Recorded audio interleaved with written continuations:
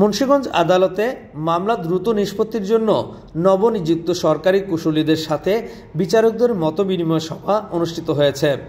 সোমবার বিকাল ৩টায় chief judicial magistrate আদালতের সভাকক্ষে এই মতবিনিময় সভা অনুষ্ঠিত হয়।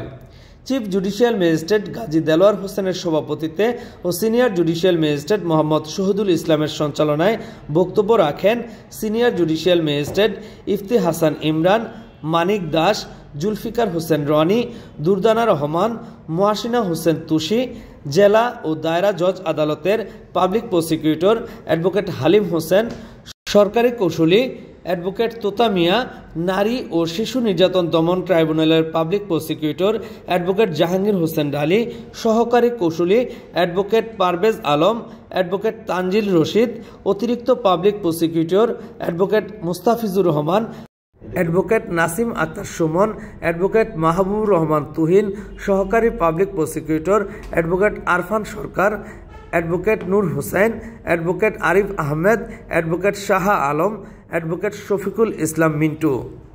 এ সময় আরও উপস্থিত ছিলেন অতিরিক্ত public prosecutor advocate Iqbal Hossain, সহকারী public prosecutor advocate Mominul Haque Chowdhury, advocate Sultana Tahmina Amin Bhuiyan, advocate Fatema Akter Lucky, advocate Saiful bin Ali, advocate Akhi Akter.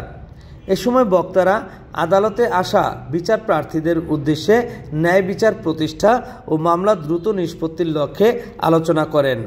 Mohammad Jahangir Alam, news 71.tv, Munshiganj.